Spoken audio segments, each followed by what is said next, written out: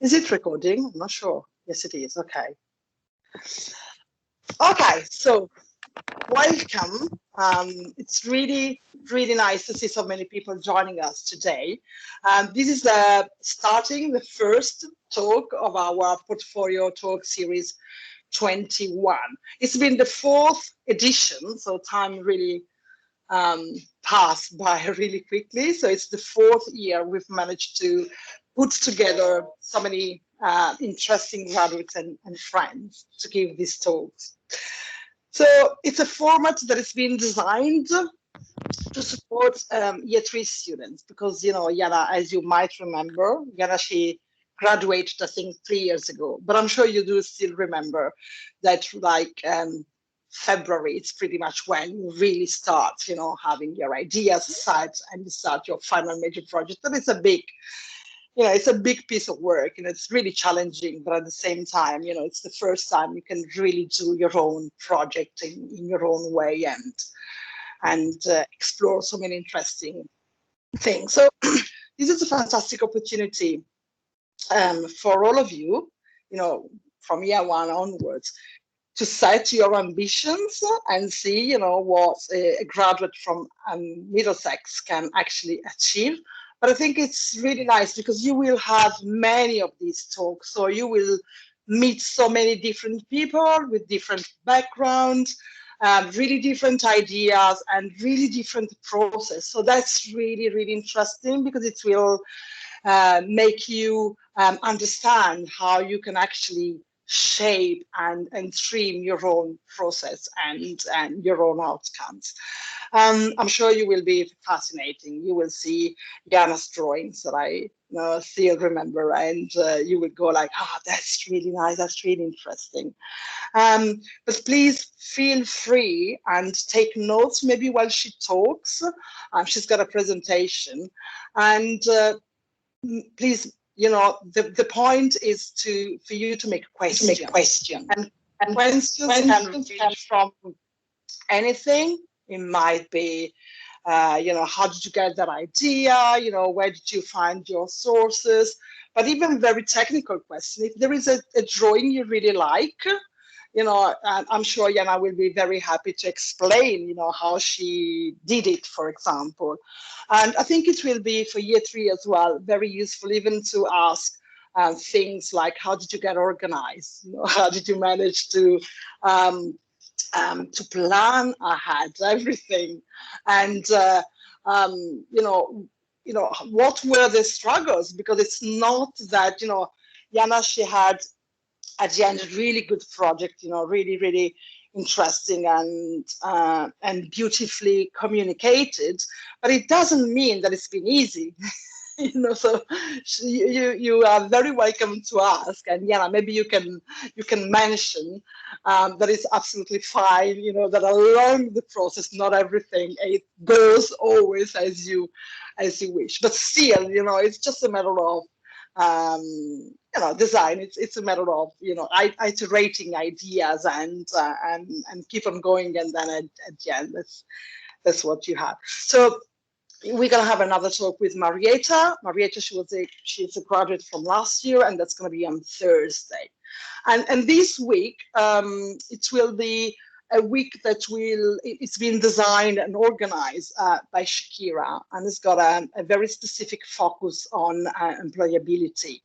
And employability, yes, but also like what is going to happen next. So after Iaina's talk, we will say goodbye to year 1 and 2, and with year 3, we will move to another room. But Shakira will get into all the details, I think, later on. So we can, I think, start with Iaina. Thank you, Iaina, for joining us today. Yeah, thank you for having me. It's actually really nice to be connected after so many years, especially during this time. So it's good to see all of you. It's nice to see that all of you are well. Nice to see that you have that beautiful hair. All of us, we all have beautiful hair.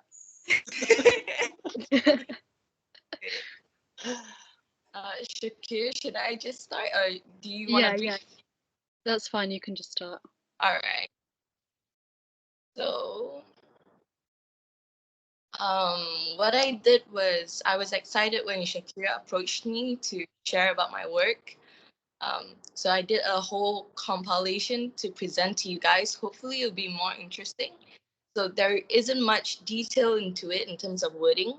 It's more visual for you to see as I explained it. So I'm just gonna start off with my. This is the final year. Yeah, this is it. So what I designed on the third year was a gin distillery, which was located in Alexandra Palace, right? So the theme of it was that Alexandra Palace was a people's palace. So after much research, you doing your research on the history of it, the location, the whereabouts, and then I came to a conclusion that I would like to design a gin distillery. So the gin distillery is called Sip and Sip. So what I did throughout exploring was you come into the first phase, which is you have to find out your concept, right? So I focused my concept on creating the future, which was also part of our brief for Alexandra Palace was to find a place for the people. So I wanted to create a place where the past history, the present place, we can combine them in order to create a better future. You know, having all that layers, I based on my concept of memories of the past, present memory making, and what that can affect in the future. So these are kind of like my model making of the concept. I wanted to explore how it would be if you were to create a future with little mini items from the past, mini items from today's time, and little ideas and imagination of what the future can be. So this is just my way of like exploring creatively of what memories in layers can be. You know. Um, okay, these are the graphics that I did, which was to map out everything from the site to Alexandra Palace to the other four sites that we were given to explore our ideas with. So I decided that I'm gonna make it whole. I'm gonna connect all these five buildings, all these five locations to make Alexandra Palace a gin distillery. A gin distillery that not only serve the people who go there, but serve the community around it as well. So this is to incorporate a community from Parma House and 21 High Street, where there's a big difference in um, the community. You can see like one side of Alexandria Palace is a little bit more upper class and one side is not. So this is kind of a way to join them both and make it a little bit more cohesive. Initially, then coming back and circle back to the People's Palace. So this is where what I did a lot in this gin distillery project of mine was, I'm not very good at doing very realistic um, renders, but I wanted my project to at least explain a story or give people uh, a visual understanding of what they'll go in and how they'll be greeted and how they'll be served. So it's kind of like a like a visual visual experience. Yeah. So they can see, they can understand, and it's very direct, it's simple and stuff. The design that I wanted to go forward with from curating the future was memories of layers. So I wanted to incorporate Alexandra Palace as a whole, with all the little nicks and crannies and all the patched up walls and all the exposed brick.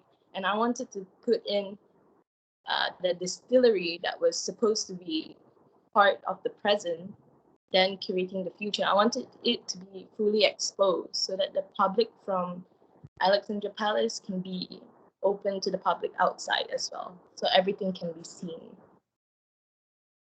So I did as well. I did a lot of technical planning in this gin distillery. I wanted it to be an idea that could actually work. So it went to a lot of like site programming of what each building would do, which building would grow herbs and stuff. So let me just explain a little bit more. I categorize them into two components, which is one is the main hub and one is a sub hub. So initially, the main hub is Alexandra Palace, which is the main distillery, where it will distill all the ingredients and then make it into a gin. Therefore, like, you know, making Alexandra Palace gin a brand that is just for the community, for that palace. And I wanted the sub hubs, which are the other locations, to donate to the main hubs. So I wanted each of the hubs to build a greenhouse on their roof, on top of the shop lots and everything. So let's just say chocolate factory would be where vegetation of cloves and juniper berries would grow more. It's further up, and you know the sun is better for that area and whatnot. So I wanted each of the buildings to grow a special herb. Therefore, you know, it makes the community cooperate with Alexandria Palace. It makes it like a team effort to bring it to one beautiful, beautiful glass of gin that you can experience. So this is kind of like how I programmed it and what I found out about, you know, the details of the site in areas, in what the buildings. During the site, we did a lot of visual photography. There wasn't much site measurements, which it's obviously a little bit hard to base a true design that can be built on no site measurements. So then I decided to estimate it based on how many feet of you know, the how long is the road is, and then you times it and get the square feet and stuff like that. So I did also as well the harvesting program, and then you can see how each location would have different harvesting program for them. One would be a vegetation, one would be a farming, one would be dryings of the ingredients and the leaves, and then storing of all the ingredients.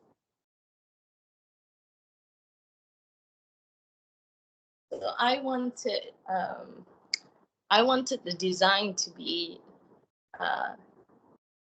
made of many layers, which is one of the things that caused so much headache during the whole project, because it was trying to figure out how I can incorporate all this layer and adding the experience of the journey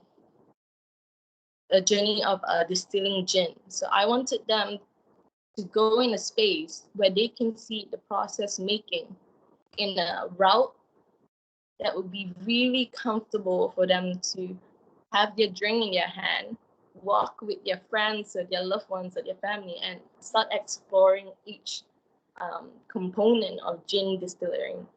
So I wanted them to experience it and see it and how it's being done. And it's a very beautiful process, actually.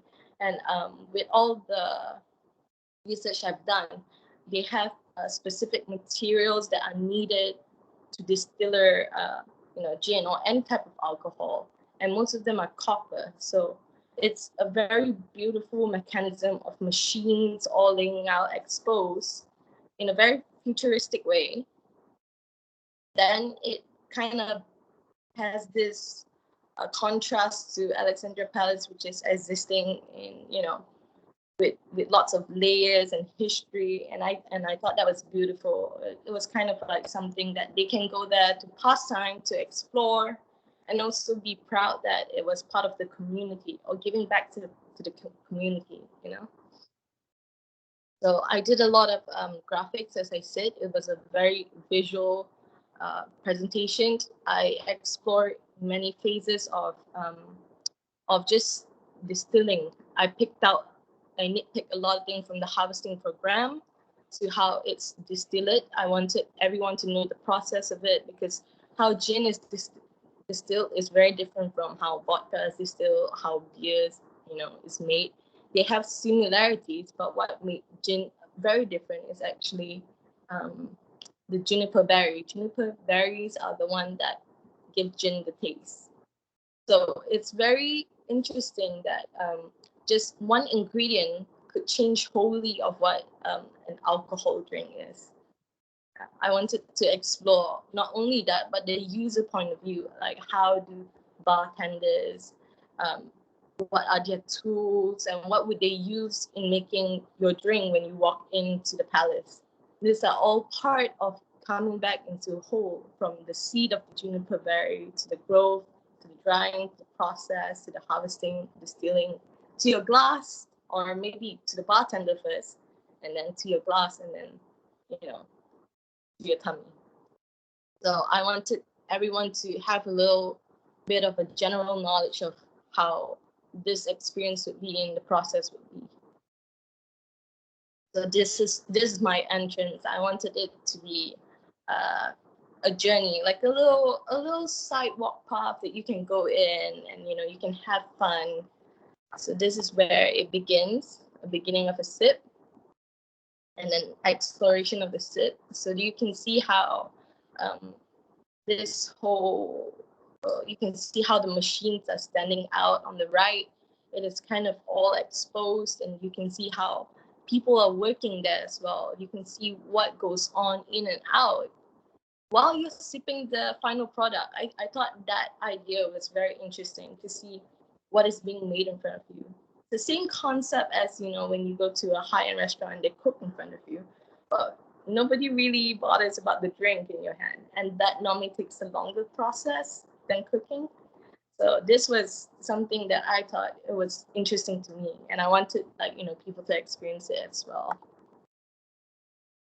So I did a lot of research. This is very heavily research from what are the machines needed for distilling. I learned about heat temperature wise needed, and the design of this was actually based on each machine as well, because there are machines that heat up to more than 100 degrees, and that would not be pleasant for the public that's walking past by. It's going to be a fume of heat and stuff. So this is actually planned accordingly to what is needed for the machines to distiller, and also what are the requirements for the audience, or the people coming in, to feel safe and enjoyable in their experience. So I listed it all out, put it all there, and yeah, it's kind of information that I feel would be nice and adapt to what gin distilling is. So these are like a few of my drawings that I did. I built all the machines in Alexandria Palace. I tried to build everything as to scale, so that it would be something that you can actually imagine happening in the space. This is all the 3D, and to scale up how the machine would be in order to work as a factory, and still accommodate to people walking past by, and people who are working. So you can see how the pathway on the top picture, on top there, is where you would be experiencing the walkway and the passageway of how this factory works. But the person at the bottom he is actually on a 9-to-5 job, making your experience better. So he'll be down there, and you can see all this little group of people who are doing their own thing while you are experiencing something. So it's a work environment. At the same time, it's also a pleasure environment, where they both combine. Yeah. So this is also another visual just to show how it is. So it's split between 3 to 4 layers, and they're all passages that are going up and down. And you can see on the left is where the bar is. On the right is where the distilling machines are. Below the bar are where the barrels where they store the gin. And on top there, on the top floor, is where they have their harvesting of ingredients, because Alexandria Palace have all this glass facade, and it's actually a really good greenhouse. And it's nice to know that you can grow them inside. And what I imagine myself in this experience is just a crazy experience of smell and objects and environment and people laughing, people working, and it's a beautiful mess. I would like to think of it. If anyone wants to build it, I would like to visit. Yeah. Lastly, this is it. This is the full palace that I did a section on, and that's where I'll end my final project. I'll just move on to maybe my working experience now. So transitioning from student to work life, it's hectic, but you get used to it, and it's interesting. So I've worked for a little bit background. I'm working for a second company now, but I came back and a company, an old friend of mine who owns a company asked me to join him. So I did. And the company that I joined was Studio and Works. It's a very petite company. It consists of only 4 designers. We are the QS, the contractors, the project manager, you name it. We are all of it. And it's just a small little company. But what we focus on is mostly a lot of residential projects and a lot of interesting projects. There are a few, some are like coffee bands, some are a little bit of like a art installation exhibition. So all of this I will kind of share only on the second workshop, which is the Instagram one, because it'll be too long to add in. So this is one of my first project that I got to handle fully on myself. It's a duplex, kind of like a Soho, and it's really small.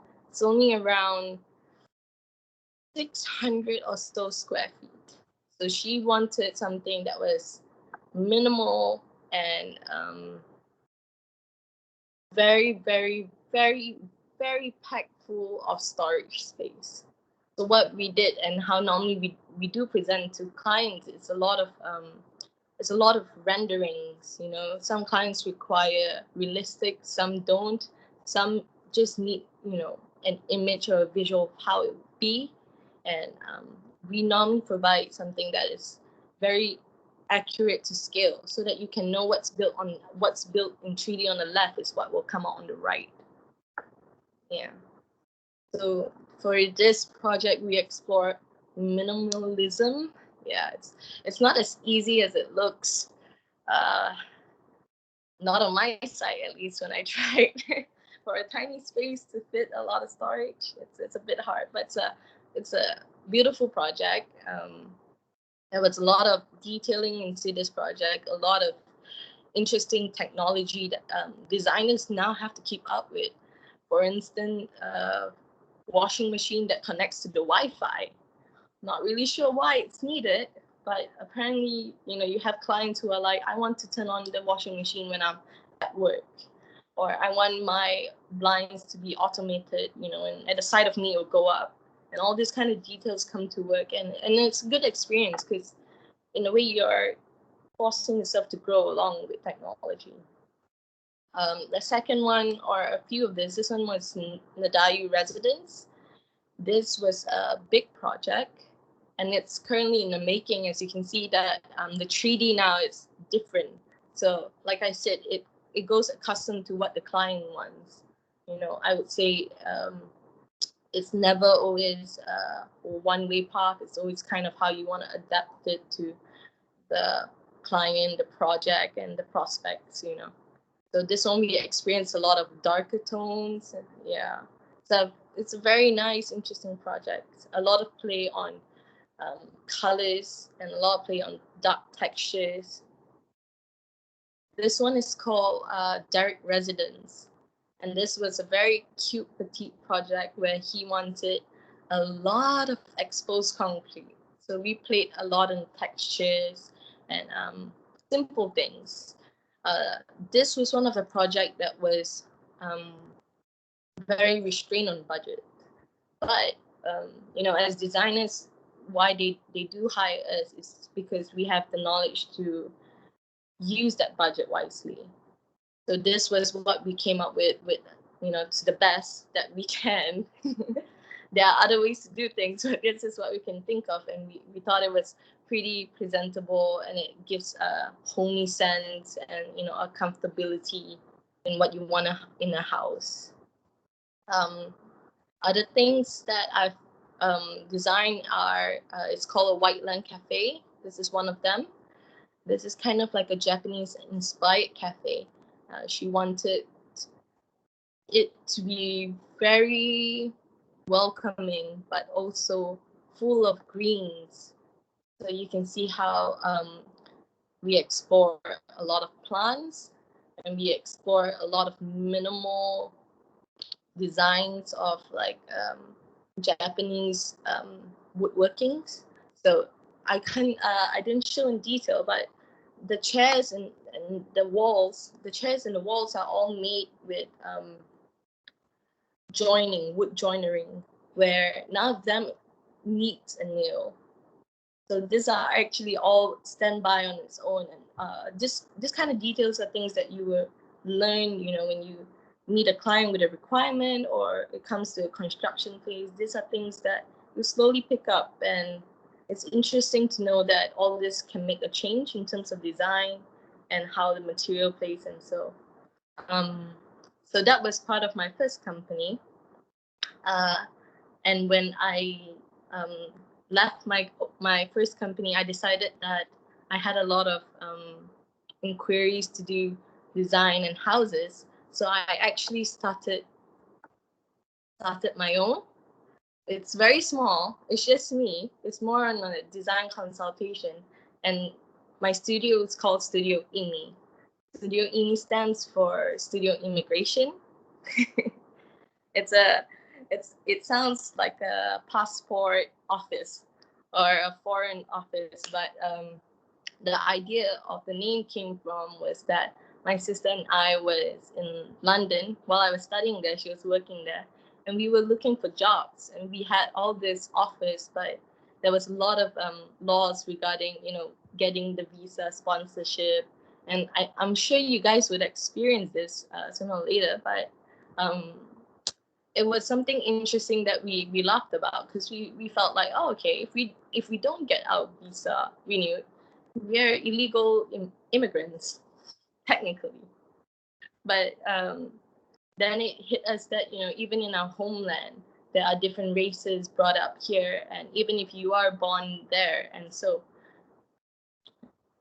everyone is technically based on a certain land, hopping to another, making them their home. So we wanted Studio IMI to welcome everyone from everywhere, and, you know, being like a design consultancy that would, you know, share their design or their culture of design from different places overseas or so.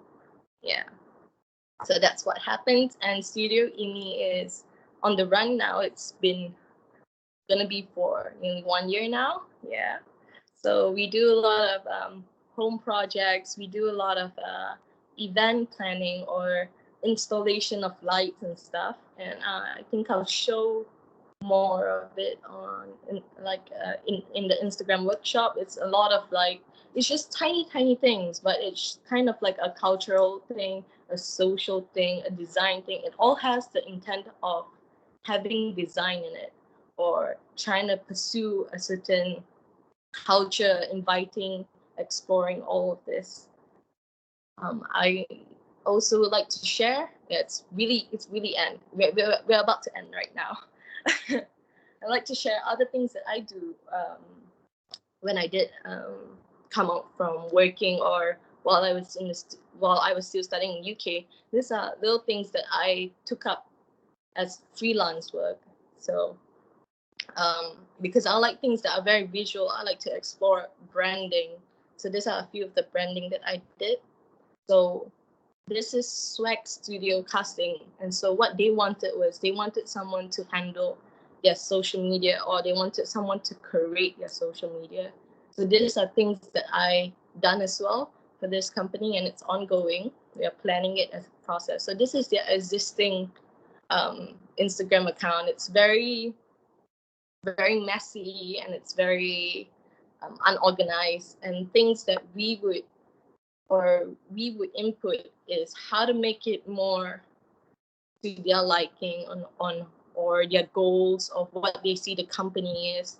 So this is what we would provide them with visuals and editing and photography and stuff like that. So these are other projects that I work with, and it's quite interesting to be involved in building someone's corporate identity as a designer.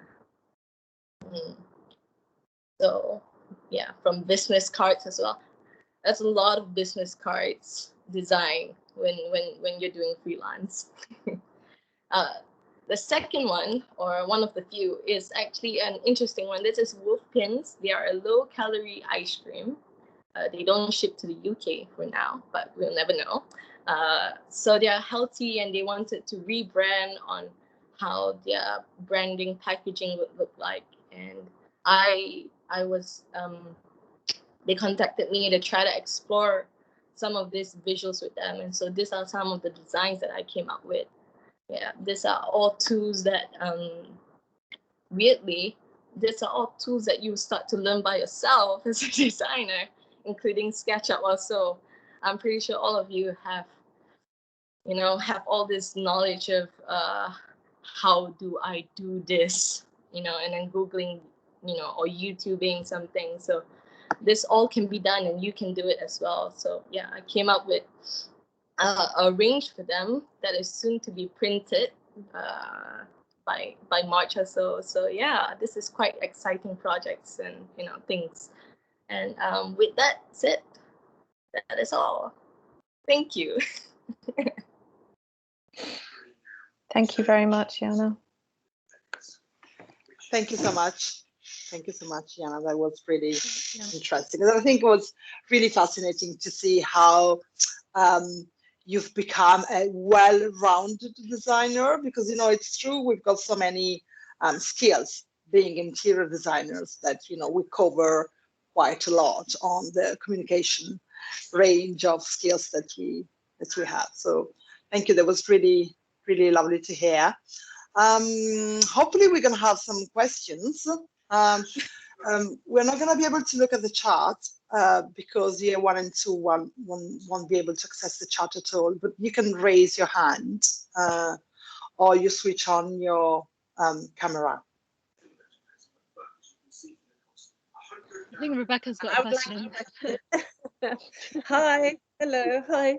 It's really interesting to see your gin distillery work, and obviously Ben and I are teaching the first year students, and for them to begin to understand actually how you generate or how you came up with those abstract ideas of memory.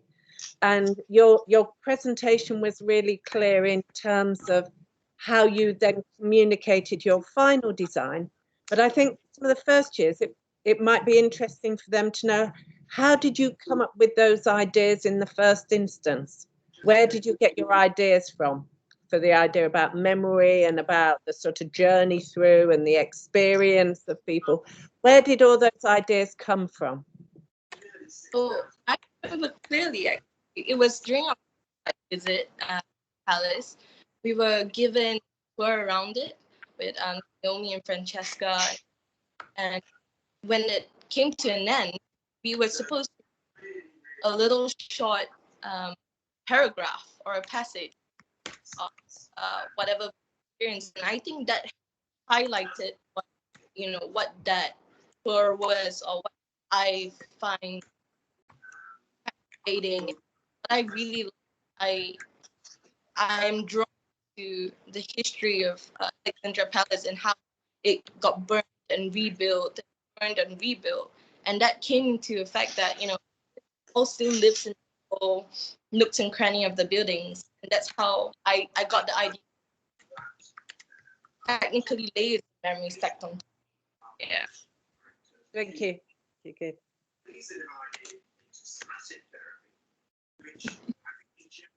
Anybody else? So, of course, you know, the final, well, you know, the final project, it's a complex, you know, a layering of different components. But surely the site, that's what we do in interior architecture. So the site is the first sort of ingredient, and it's not just where we actually place our ideas and transform them, but it's actually the first ingredient that prompts decisions. Yeah. So looking, you know, looking at the site, that's what we do every time we've got a new project. So just by looking at the site, what we see, you know, just by going there, hopefully, and or, you know, using other means of investigation, looking at what it has been in the past, but also looking at how it's been transformed, you know, along the process and the materiality. So there are so many things that belong to the investigation of the site itself. That is a very big, important first step towards, you know, makes you think, you know, what can you actually transform that space into? So the site is always, you know, a big starting point. And then, of course, there are many other things, as you, of course, know. So it's the community around it. So it's the, you know, the people, because that's the other thing we are really focusing on. You know, what is called the user. That is a bit of a technical name, but like the inhabitants. That's what we like a bit more. So people who actually will go and visit and live and spend time in that place, and the community around. So of course, like for example, the gene made, you know, had a connection with, you know, a wider London background, and, you know, so there are many different layers that, you know, combine at the end to have a meaningful project idea.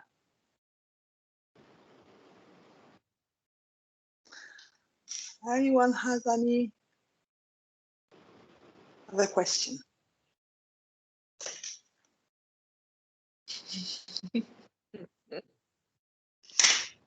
Hiya, I just wanted to ask, what program do you use for your renders?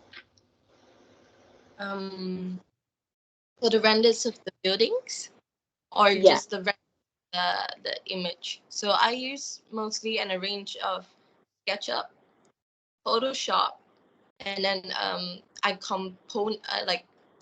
put it in a template in AI, so Adobe AI. So this three is what I normally use that, and because I was so intended of having such a very deep research that my 3D, I wanted it to be simple to explain it. So what I actually rendered it was just SketchUp alone. It was nothing, there was no plugin. You know, if you want to have realistic renders, you can have V-Ray in, but that was just SketchUp alone. And if you go to styles under SketchUp, you can adjust it accordingly to how you want to view it to be. And then you just export it. Thank you. You're welcome. I think the takeout from that is that usually the best way is combine a range of different, you know, softwares, you know, whatever they are. It doesn't really matter what they are, but of course, you know, there isn't one software that achieves all the levels of the communication you want to achieve. So rendering programs, for example, if you like the way, you know, the final outcome comes out, they will never be able to explain inhabitation or, you know, people and objects. So for example, Photoshop is always a layer that you will have to add to something else, and then you might need even to re-edit with, you know, another software to add, you know, something even more specific. So there is always like a process, and it might be very different for anyone. We are now using in promoting, let's say, in interior architecture, the use of Cinema 4D. But of course, it doesn't really matter which is a 3D program. SketchUp, it's got many advantages. It's really intuitive, and you can teach it to yourself. So sometimes it's really nice to have it. But most of the times you will need to combine different things, as you probably know by now. I'm talking about, of course, year 2 and 3, year 1, they might not be completely aware, but there is a combination of vector and raster program. So you might use a vector works or whatever, and you might want to edit it in Illustrator and then still add something in Photoshop. So there is a mix of range, and it's really interesting by itself. And I guess everyone's got his own way of doing it. So you will see, what Iaina has produced, and then you will see very different outcomes from different people that uses pretty much the same things, but maybe in a slightly different order. I guess the play on all these programs is actually up to you, because as long as you have your visual idea of what you want the outcome to be, the programs are limitless to help you. You can find different ways to do it. You have your tutors, who might know programs better. You have friends, you have YouTubes. There are a lot of touch in a lot of programs, in Photoshop first, and then maybe back to whatever rendering first, or it's a process in creating your final outlook. But I think that's another very good point. It's a matter of designing the outcome first. So it's not really set expectation towards what a software might produce at the end, that then it might even be disappointing sometimes. You invest a lot of time in rendering programs, and then the outcome, it's not exactly as you had expected it to be. It's absolutely normal. But as you said, it's really important to plan every drawing. So every drawing has got a very specific aim. So you've got drawings that are aimed to communicate the organization of the space, drawings that are aimed at communicating more light features, like, I don't know, for example, atmosphere. Drawings that are more aimed to communicate how people actually use the space. So you've got to plan ahead. And of course, according to, as you mentioned, what do you want to say, you've got to plan ahead before what do you want to, how do you want to communicate, and then you will find a way to get there. I completely agree. For example, we really loved your 3D drawings. I'm thinking about the Alexandra Palace one, all the perspective drawings that you had, the wireframe ones, in which you had a 3D very detailed model, with all the little detail of the machinery, the gin distillery machinery everywhere. And then you exported it in one color that was blue instead of black, and but just with line drawing, because the space and the details were so many that I really thought that was the best way to actually highlight, how your drawing was so detailed. And the drawing, the space, and therefore the drawing was kind of dense. There were a lot of things going on. And that's, I think, it was another good reason to choose, for example, just two colors, the blue and white, because it made things really readable in detail. So that's what you should be thinking of before. And then, of course, as Iaina said, you can have so many, there is an offer on the plate of so many softwares that you will find the way and the path to get to that result at the end. Yeah. We've got Jasmine. Jasmine? Yeah, hi. Can you hear me? We can. So my question is, what methods did you continue to use throughout the years for your major project, and how did you possibly use those methods when you started working for the company and started doing your freelance work? Okay. Well, I am good in SketchUp. SketchUp was what I self-taught and what I got comfortable with. So when I started working, my company was split half. Half only use SketchUp and half 3D Max. It was hectic, but because the programs are built in a way that they can be exported in different files, so it wasn't a big issue, for them to open my file in 3D or so. But personally, I continued in SketchUp, and then slowly I built my way into realistic renders with V-Ray. There are different programs which I use as well, like for example, Enscape.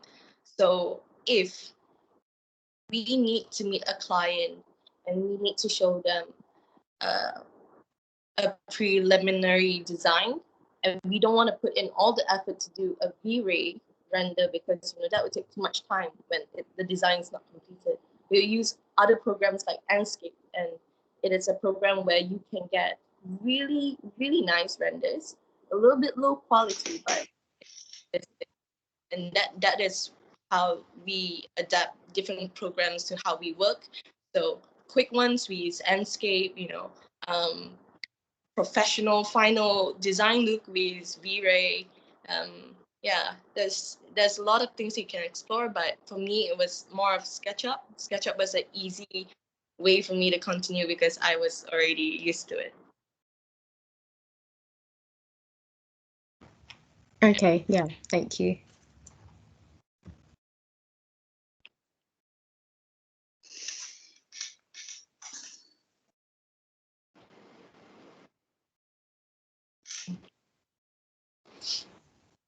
How do you keep yourself organized, and especially during this time?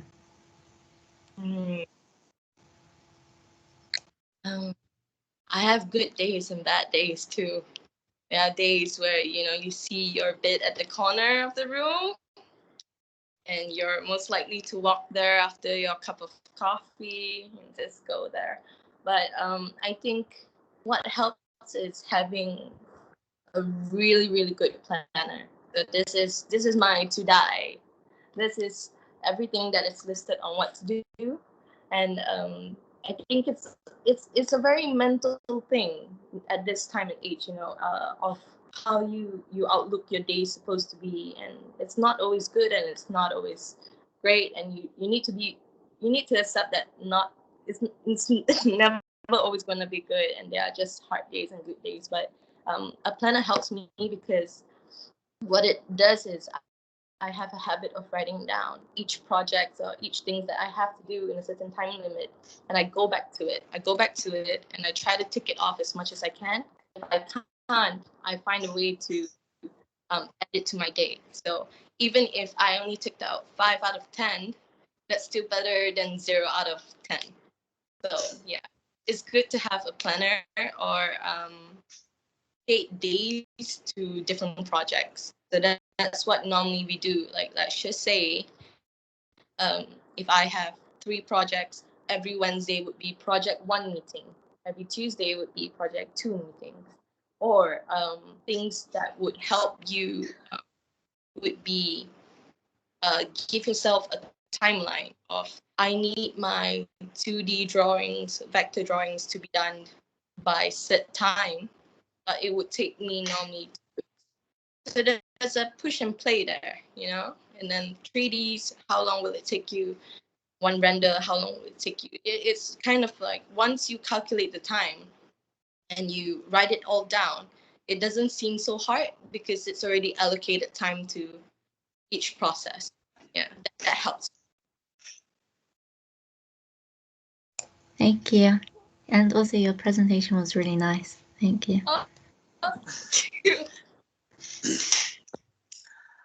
Hosan, you've got your hand up. Yeah, hi. I just wanted to ask, what was your experience like post-graduation in terms of employability? Like, what moves did you have to make to secure your first job in the industry? Yeah. So actually my dream was to London. and it was hard because there was a lot of circumstances during that time that didn't allow me to. But when I got back to Asia, I needed to prove myself to companies, and so that my work is relevant in their company. When I applied for a few jobs, I didn't get it. What I did was I then do freelance jobs so that I can accumulate a portfolio that shows that I do have a little bit of knowledge in this project, or I've done this construction work before, or I've done branding before. And then that freelance jobs or small little things that I do like branding leads up to bigger projects, because it kind of shows that you do have a little general knowledge in it, or you can pick up a little bit faster. So what I did was I tried to do as much job as possible. The pay is not well, but it's a starting point. So I tried that, and that helped me secure a full-time job. Yeah. Yeah. Okay. Thank you. Thanks. I think that's really another very good point, this idea that you keep on learning. So Yeah. it's not that when you get a degree, everything stops, but on the reverse, you keep on. And that's what it's really, really fascinating about this job. There is no way you get to a point in which you know everything. So every new project is a challenge. Every new project you will need to do more research. And then, of course, you've got to be updated, of what happens around you, and new things going on in terms of pretty much everything. So it's not just the software that of course you've got to keep on learning, but it's really like the approach and the context in which you work. And of course, as you said, you've got also to be creative in everything you do. So it's not that we are creative in the way we design, but of course, we are creative in the way we look for a job. And sometimes looking for a job, it doesn't really mean, to get online and just go through, job descriptions, but sometimes it's to find opportunity somewhere, and and see there is a little gap for something, and then maybe branding. Well, actually, it's not my thing, but it might allow me to to get a step further. And I think that's really, really good point, especially for whoever is thinking about sooner or later be a professional and and run its own practice. It's not going to be easy, but it's not something you can think of doing like, okay, tomorrow I will rent a fantastic office, few people, I'll buy everything and I'll sit happily there designing, because that's most likely not the way it's going to happen. But it's little steps in which you've got to really find new ideas and, I would say, new opportunities. So you've got to be really attentive to everything that goes around you and make sure you can actually respond. And then from one thing, another might follow up. Ben. Hi Francesca, hi Iaina. Excellent presentation, thank you very much for reminding me of that. It seems like a long time ago now, but beautiful still today. I was just going to chip in and give you kind of I thought might be a nice question to round off with for everyone here, and say, if you could go back in time in history to kind of the beginning of your final year, what advice would you give yourself? Oh, what advice would I give myself if I started?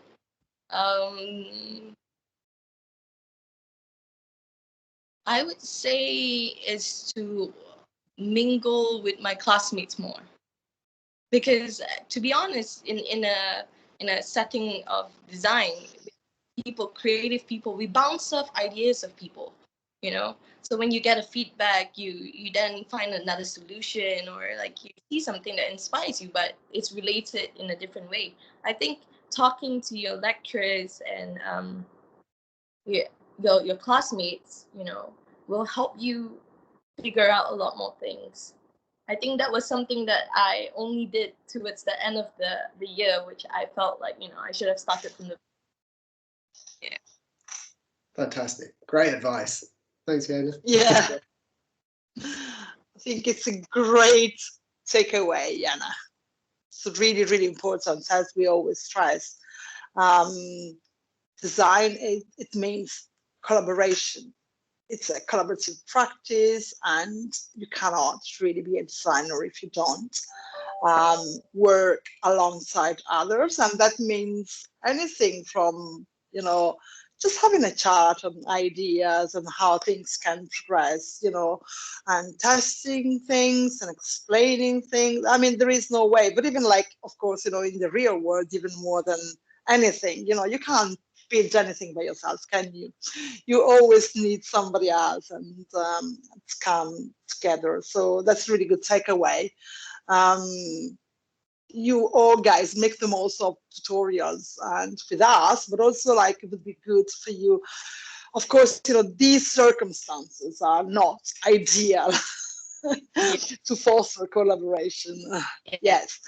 But still, it's not something we can renounce. So it's not because we are online we can decide that we work by ourselves. It just like doesn't work. That's not design. It might be something else. You might be an artist that decided to go and live by his own and produce amazing piece of art. But it's not how design works. So I think that's a really good takeaway for the day.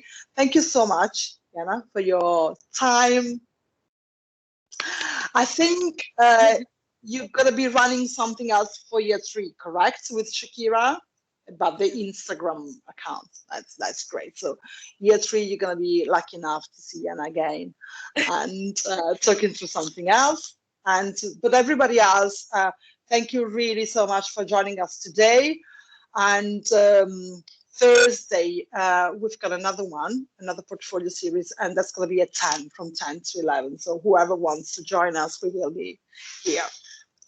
Thank you so much, Jan. It's been lovely to see you, and we'll get in touch. Yeah, all right. Thanks, Bye. Oh, Bye, Leo? everybody. For year 3, you need to get out of this room and into the other room. That's just for year 3. I think we'll start at 12. Are we going to start at 12? And could I ask for year 1 to meet in the studio at 11:40, please? 11:40 for year 1 in the studio. Thank you. Bye. Thank you very much, Iaina. Bye, Rebecca. Bye, Ben. Thank you for joining Bye. us. So, Shakira. Thank you, Ben. Shakira, did you say it's 12 for year 3? Yeah. So yeah, I had it down as 12 to 1 for Perfect. Yeah. Great. So year 3, do the you link have, as well. yeah. So year 3, you've got half an hour break. See you in a while. Thank you. Bye. Bye. Thank you. Bye. Oh, thank you. Bye.